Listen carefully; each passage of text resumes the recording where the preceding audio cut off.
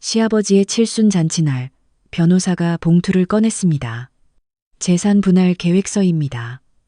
이 집과 가게, 예금 3억 원, 모두 장남 준호 씨 앞으로. 저는 옆에서 고개만 끄덕였습니다. 그리고 시어머니께 조용히 물었죠. 어머님, 그럼 이제 병원 모시는 일은 형님 댁에서 하시는 거죠? 그날 밤 저는 짐을 싸서 친정으로 갔습니다. 제 이름은 서연이고 올해 36입니다. 시집 온 지 벌써 12년째예요. 남편 민수는 둘째 아들입니다.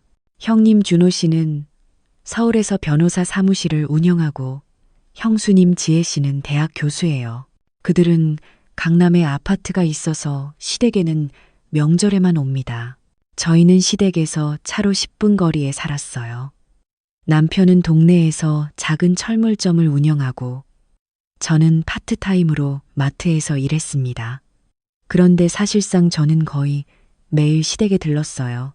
시아버지가 당뇨가 있으셔서 식단 관리가 필요했거든요. 아침 6시면 일어나서 시댁으로 갔습니다. 시아버지 혈당 체크하고 아침 식사 준비하고 드시는 거 확인하고 시어머니는 허리가 안 좋으셔서 설거지며 청소는 제가 했어요. 그러고 나서 마트에 출근했죠. 저녁에도 마찬가지였습니다. 퇴근하고 바로 시댁 가서 저녁 준비하고 시아버지 약 챙기고 혈압 재고 주말에는 병원 모시고 가고 약국 가고 시장 보고 12년 동안 그렇게 살았어요. 형님네는요, 명절 때 오시면 손도 안 까딱하세요. 형수님은 소파에 앉아서 휴대폰만 보고 형님은 TV만 보죠. 설거지 한 번, 청소 한 번 도와주신 적 없어요. 그래도 시어머니는 형님네만 보면 얼굴이 환해지셨죠. 아이고, 우리 준호 왔네. 지혜야, 앉아. 힘들었지. 서울서 오느라. 그러면서 저한테는 서연아, 고기 좀 더 구워. 내 형님네 오셨잖아. 이러시는 거예요. 그래도 전 참았어요. 시부모님이 연세도 있으시고 민수도 조금만 더 참아. 우리 부모님 연세 생각해서 이러니까요. 그리고 솔직히 저는 그냥 착했던 것 같아요. 어리석을 정도로요.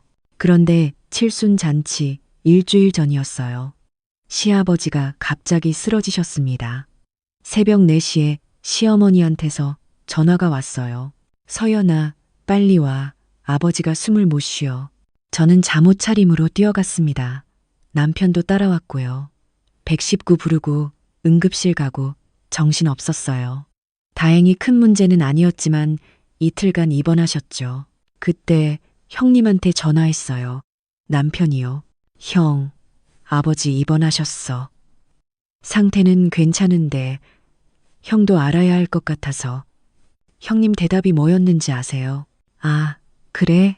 근데 나 지금 중요한 재판 준비 중이라 못 가. 나중에 되면 들를게. 병원비는 내가 낼게. 병원비요? 저희가 이미 다 결제했는데. 아니, 그게 중요한 게 아니잖아요. 아버지가 쓰러지셨는데 얼굴 한번 안 보러 오신다고요? 이틀 뒤 시아버지 퇴원하실 때도 형님네는 안 왔어요. 퇴원 수속하고 모시고 집에 오고 침대 정리하고 다 저희가 했죠. 그리고 그 다음 날부터 또 매일 아침 저녁 시댁 가서 간호했고요. 일주일 뒤가 칠순잔치였어요. 시아버지가 건강할 때 한번 해보고 싶다고 하셔서 준비한 거였어요. 저는 새벽 5시에 일어나서 음식 준비했습니다. 갈비찜, 잡채, 전, 나물 반찬들. 손님이 50명 넘게 온다고 하셨거든요. 형수님은요, 11시쯤 와서 서연아, 고생 많네. 이러고는 손님들한테 인사만 하고 다니더라고요. 잔치가 끝나갈 무렵이었어요. 시아버지가 손뼉을 치셨습니다. 잠깐, 여러분. 제가 오늘 중요한 발표 하나 하겠습니다. 그때 변호사 한 분이 나오셨어요. 나중에 알았는데 형님 사무실에서 일하시는 분이더라고요. 오늘 좋은 날 제가 재산 정리를 확실히 하려고 합니다. 자식들한테 미리 알려주는 게 나중에 싸우는 것보다 낫잖아요. 시아버지는 웃으시면서 봉투를 꺼냈어요. 이 집, 그리고 내 가게, 예금 3억, 모두 장남인 준호한테 줍니다. 준호는 사회적으로 성공했고 이걸 잘 관리할 수 있을 거예요. 민수는 뭐 동네에서 작은 장사나 하고 있으니까 이해하겠지. 순간 주변이 조용해졌어요. 친척들이 다 저희를 쳐다봤죠. 민수는 얼굴이 새하얘졌어요. 저는요, 이상하게 화도 안 났어요. 그냥 그렇구나. 이 생각만 들었죠. 형님은 크게 웃으면서 시아버지한테 절을 했어요. 아버지, 감사합니다. 잘 관리하겠습니다. 형수님도 아버님, 고맙습니다. 이러면서 제 팔을 툭툭 치는 거예요. 동서, 우리가 잘 관리해서 나중에 애들 결혼할 때 도와줄게. 저는 그냥 웃었어요. 그리고 시어머니께 조용히 물었죠. 어머님, 그럼 이제 아버님 병원 모시는 일이나 식사 준비는 형님 댁에서 하시는 거죠? 재산 받으신 분이 책임도 지셔야 할 것 같은데요. 시어머니 얼굴이 굳었어요. 뭐? 그게 무슨 말이야. 어머님도 아시잖아요. 12년 동안 제가 매일 아침 저녁으로 와서 아버님 혈당 체크하고 식사 준비하고 병원 모시고 갔어요. 주말에도 명절에도 형님네는 1년에 4~5번 오셨죠. 이제 재산도 받으셨으니 당연히 그 책임도 함께 가져가시는 게 맞지 않을까요? 형수님이 끼어들었어요. 동서, 무슨 소리야. 우린 서울에 있잖아. 매일 올 수가 없어.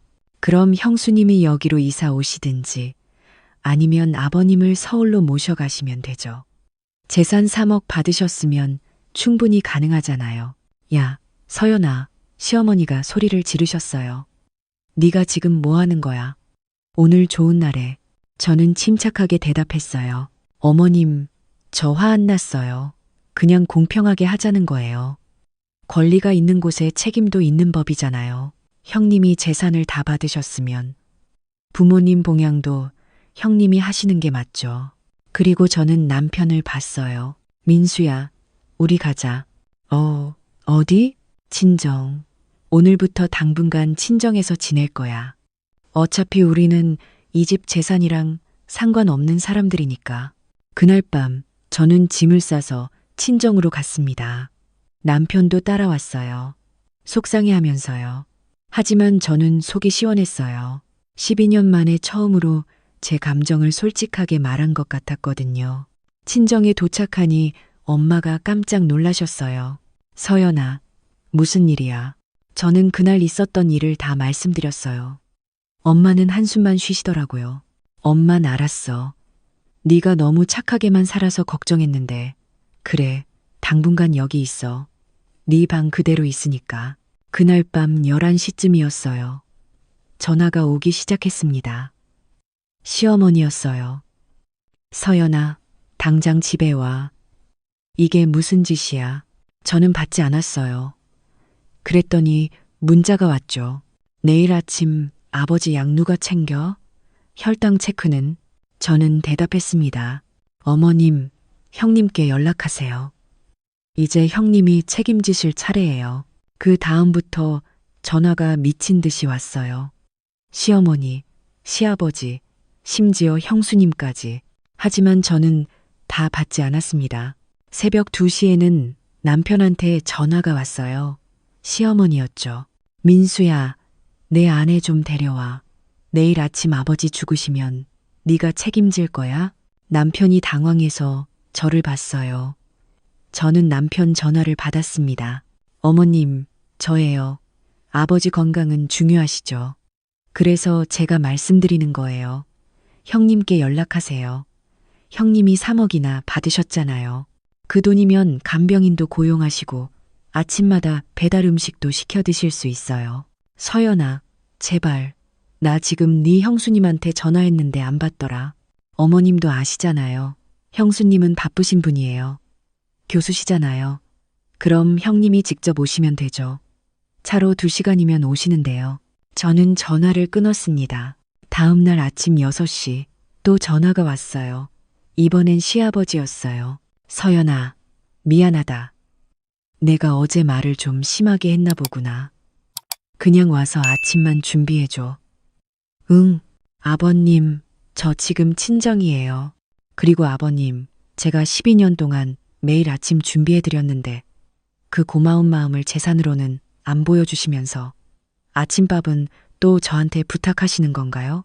형님께 전화하세요. 형님이 이제 장남으로서 책임지실 차례예요. 이틀째 되던 날 형님한테서 직접 전화가 왔어요. 서연아, 나야. 너 지금 뭐 하는 거야? 부모님 혼자 두고 형님 부모님 혼자 안 계시잖아요. 형님 계시잖아요. 재산도 다 받으셨는데 이제 책임도 지셔야죠. 야, 나 바빠. 나 서울에서 일하는 사람이야. 형님도 바쁘시고 저도 바빠요. 저도 일하거든요. 그런데 12년 동안은 제가 혼자 다 했어요. 이제 형님 차례예요. 서연아, 진짜 저는 전화를 끊었어요. 사흘째 시어머니한테서 또 전화가 왔습니다. 서연아, 아버지가 어제 저녁 안 드셨어. 입맛이 없다고. 네가 만든 미역국 먹고 싶다고 하시는데 좀 해서 와. 저는 웃었어요. 어머님, 형수님 요리 잘하시잖아요. 교수님이신데 미역국 못 끓이시겠어요? 지혜는 안 와. 바쁘대. 그럼 배달시키세요. 요즘 미역국 배달도 되던데요. 서연아, 제발 좀. 나 지금 무릎 꿇고 빌게. 어머님, 전 형님네가 하루라도 부모님 모시는 걸 보고 싶어요. 그럼 그때 생각해 볼게요. 일주일이 지났습니다. 그동안 시댁에서 전화가 63통 왔어요. 문자는 100통도 넘게 왔고요. 하지만 저는 단 한 번도 가지 않았어요. 남편은 중간에서 힘들어 했어요. 서연아, 그래도 부모님인데 당신 우리가 12년 동안 뭐 했는데? 매일 아침 저녁으로 가서 모셨잖아. 근데 재산은 한 푼도 안 받았어. 그럼 이제 형님이 하셔야지. 공평한 거야. 그래도 당신도 속상하잖아. 어제 형님한테 전화했을 때 형님이 뭐래? 동생이 부모 모시는 게 당연한 거 아니야. 그랬잖아. 그럼 장남이 재산 받는 것도 당연한 거야? 남편은 아무 말도 못했어요. 열흘째 되던 날 일이 터졌습니다. 시아버지 혈당이 너무 올라가서 응급실에 가신 거예요. 관리를 안 하셔서 그런 거였죠. 시어머니한테서 전화가 왔어요. 서연아, 아버지 응급실이야. 빨리 와. 저는 침착하게 물었습니다. 형님은 오셨어요? 안 와. 전화도 안 받아. 그럼 형수님은요? 지혜도 바쁘대. 서연아, 제발. 어머님, 저도 바빠요. 오늘 마트에서 중요한 회의가 있거든요. 형님께 다시 연락해 보세요. 응급실이라고 하시면 오실 거예요. 저는 전화를 끊었습니다. 남편이 깜짝 놀라서 저를 봤어요. 서연아, 그래도 아버지가 응급실인데. 민수야, 당신이 가고 싶으면 가. 근데 나는 안 가. 내가 가면 또 12년이야. 이번엔 정말 안 돼. 남편은 결국 혼자 갔어요. 저는 정말로 회의가 있어서 마트에 갔고요. 저녁에 남편이 돌아왔어요. 얼굴이 복잡했죠. 서연아, 아버님은 괜찮으셔? 응, 다행히 큰 문제는 아니었어. 근데 형이 안 왔어. 끝까지. 형수님도. 엄마가 울면서 계속 형한테 전화했는데 형이 병원비는 내가 낼 테니까 민수가 처리해 그랬대. 저는 쓴웃음을 지었어요. 그래, 그럼 병원비 받았어? 아니, 형이 나중에 보낸다고. 그것 봐. 재산은 다 받아놓고 책임은 안 지려고 하잖아. 남편은 한참을 말이 없었어요. 그러다가 조용히 말했죠. 서연아, 미안해. 내가 너무 당연하게 생각했나 봐. 네가 우리 부모님 모시는 거. 저는 남편 손을 잡았어요. 고마워. 이제라도 알아줘서. 근데 우리 어떻게 해? 정말 끝까지 안 갈 거야? 아니, 갈 거야. 근데 조건이 있어. 조건? 형님 내가 먼저 움직이는 거 봐야겠어. 하루라도. 그럼 나도 다시 도와드릴게. 2주일째 드디어 형님네가 움직였어요. 시어머니가 형님한테 더는 못 참겠다. 너 당장 와서 아버지 좀 모셔라. 하고 폭발하신 거죠. 형님은 어쩔 수 없이 금요일 저녁에 내려왔어요. 토요일 하루만 있다가 일요일 아침에 올라간다고 하면서요. 형수님은 안 왔고요. 학회 준비가 있다면서요. 남편이 저한테 전화했어요. 형님네 집에 있었거든요. 서연아, 형이 왔어. 근데 진짜 아무것도 못하네. 아버지 혈당 재는 것도 모르고 약 어디 있는지도 모르고 당연하지. 한 번도 안 해봤으니까. 엄마가 화났어.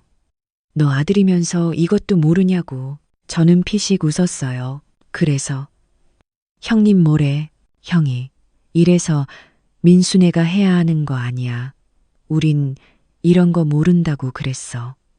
그랬더니 엄마가 막 소리 질렀어.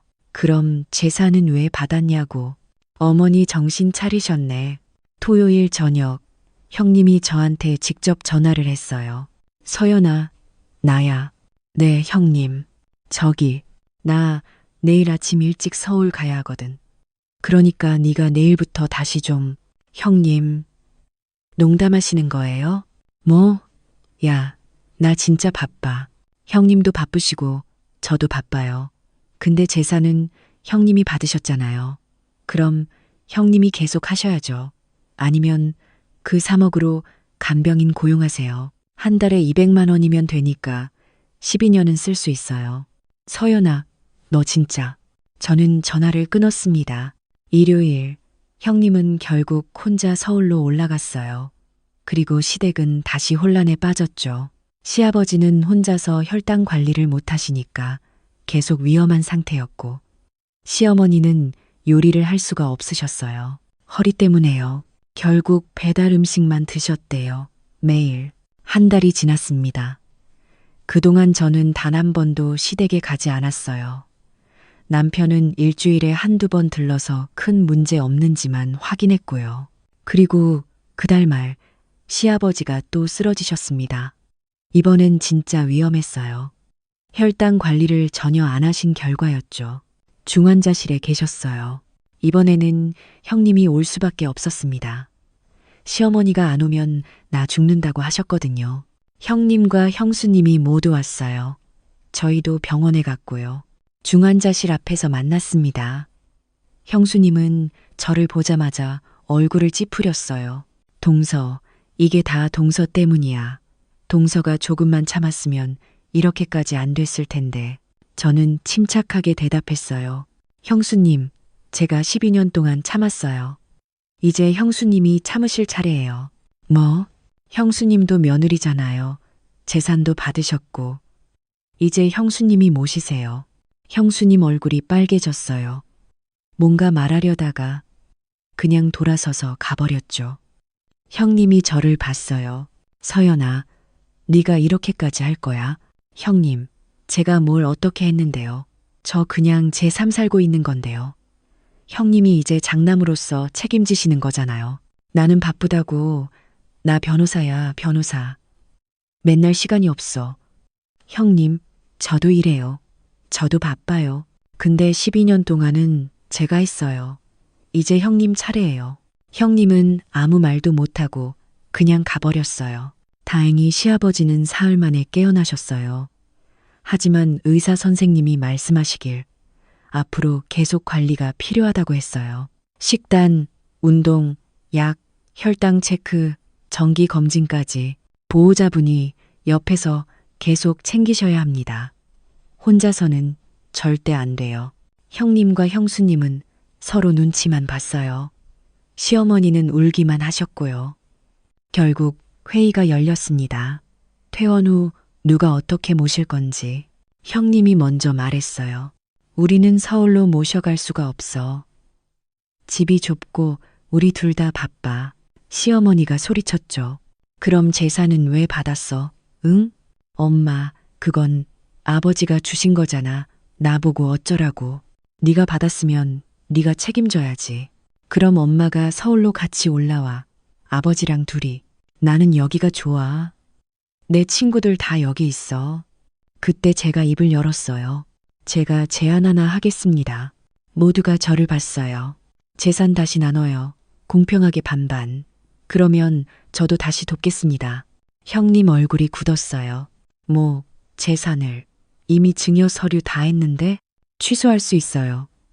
아버님이 아직 살아계시고 정신도 멀쩡하시니까요. 아버님 동의만 있으면 돼요. 시아버지가 침대에서 조용히 말씀하셨어요. 그게 맞는 것 같구나. 아버지, 준호야, 미안하다. 아버지가 생각이 짧았어. 재산 주면 네가 효도를 할 줄 알았는데 네가 한 게 뭐가 있니? 한 달 동안 단 한 번도 안 왔잖아. 서연이는 12년 동안 매일 왔어. 아버지, 그건 제가 바빠서. 나도 안다. 네가 바쁜 거. 근데 서연이도 바빠. 그럼에도 매일 왔어. 그게 진짜 효도야. 시아버지는 저를 봤어요. 서연아, 미안하다. 늙은이가 사람을 잘못 봤어. 재산 반으로 나누마. 그리고 앞으로는 두 아들이 번갈아서 나를 모셔라. 한 달씩. 형님은 입술을 깨물었어요. 하지만 반대할 수가 없었죠. 아버지가 직접 말씀하시는데요. 일주일 후 새 증여 계약서가 작성됐어요. 집과 가게는 반반 지분으로 예금 3억도 반으로 나눴습니다. 그리고 간병 계획도 세웠어요.